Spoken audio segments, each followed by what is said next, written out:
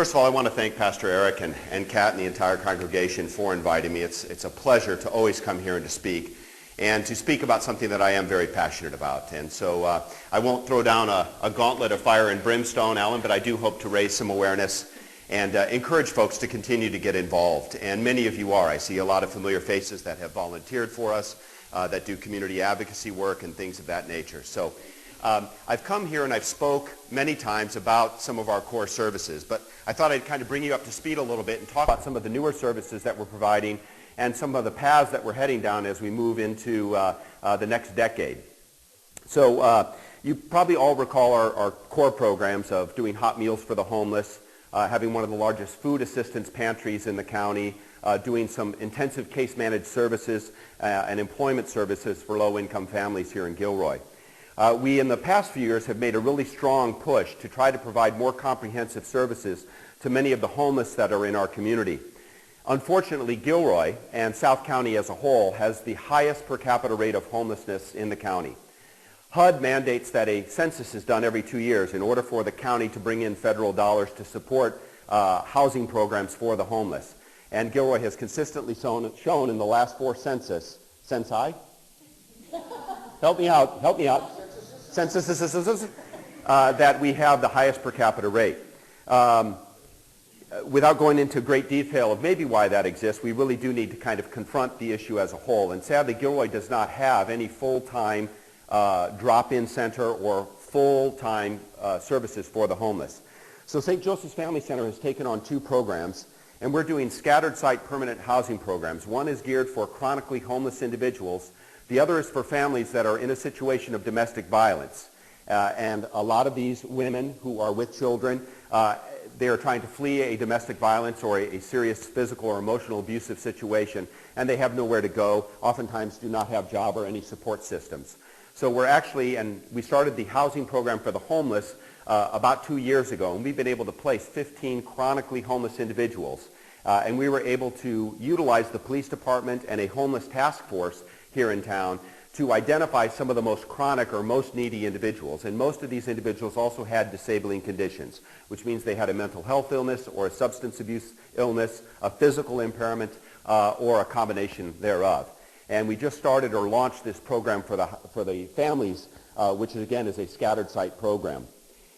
Because of the breadth of homelessness in this community, we're trying to work with the county to do a couple of other programs here in town.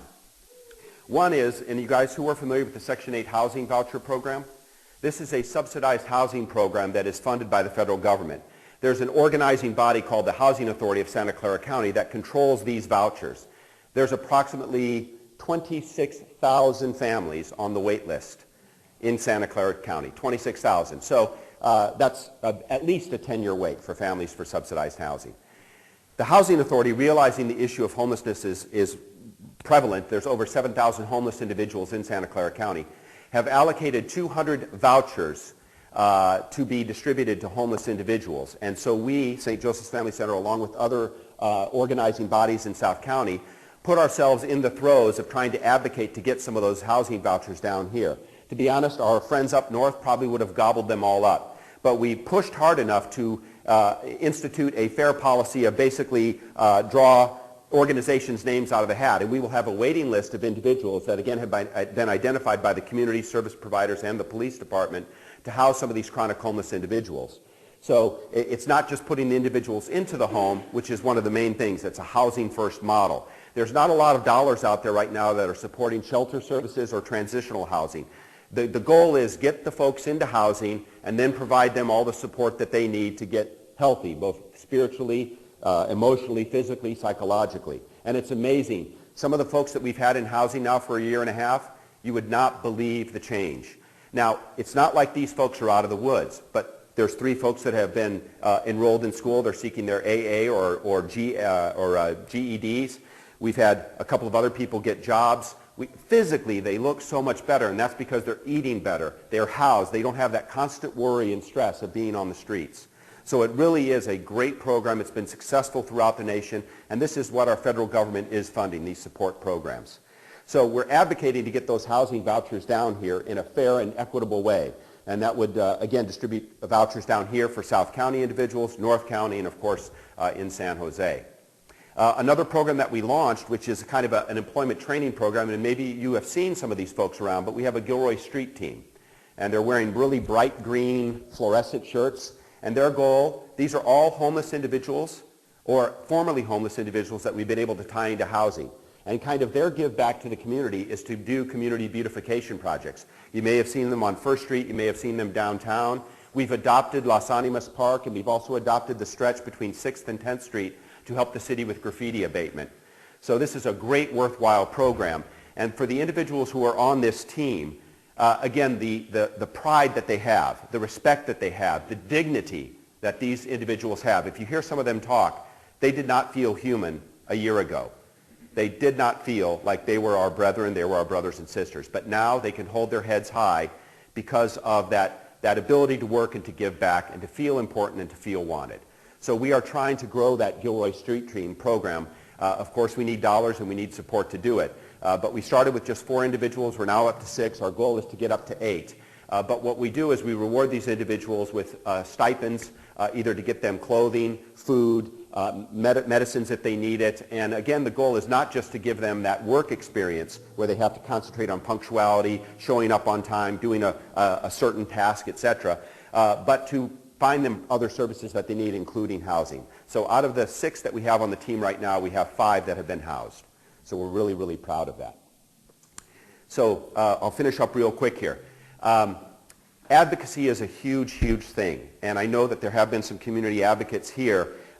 Another program that we're pushing for those that know the Monterey homeless shelter that was supposed to be built, that was okayed by the Planning Commission and the City Council a few years ago, that Phase 3 never got finished. So South County Housing is advocating to try to put another program in place, but it is a permanent housing program that would house 25 chronically homeless individuals. Well, we've been working really hard with the Planning Commission. The Planning Commission just last week passed it. It's going on to City Council on September 20th. We've been meeting with a lot of community members because, of course, there's a lot of community members around that neighborhood that are concerned. So, again, we're trying to advocate, and advocacy is a huge part of making things like this pass. With 600 homeless people here in Gilroy, 25 people doesn't sound like a lot, but it is a step forward. And again, it's permanent housing, which we feel is a model that's quite successful. So we need that advocacy. We need folks to show up at that meeting and be supportive of these causes. Volunteering is a great part. People can roll out a checkbook anytime they want, but also rolling up their sleeves is great. Bill here volunteers and has been for almost a year now, I think, Bill, right? About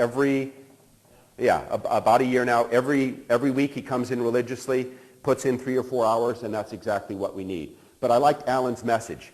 Really challenge yourselves. Everyone does get involved at some level. You're doing stuff for your church. You're doing stuff for your children at school. You're doing lots and lots of great things, but never settle for that. Keep pushing yourselves. It's only through your spirit and your activeness and your advocacy that we can truly make changes. One of the things that we're also trying to do is, it's really hard. People keep saying, well, are your services really geared towards getting people out of poverty? Some of our programs are, but the truth be told, we live in a very expensive part of the country. And unless there is more affordable housing, unless there are better sustaining wages for low-income families, there will always be a huge population of low-income people. They are the working poor. So we need to continue to advocate for proper housing, affordable housing, and better sustaining wages. You cannot case manage somebody out of poverty. So we need to really level the playing field a little bit. And again, it's advocating with your senators, it's advocating with your city council.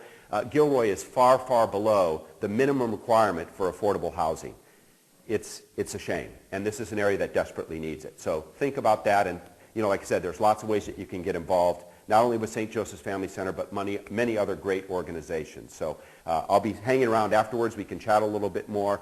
But I do really want to thank you for everything that you've done for us and that you continue to do for us to make our programs and our mission strong. Thank you.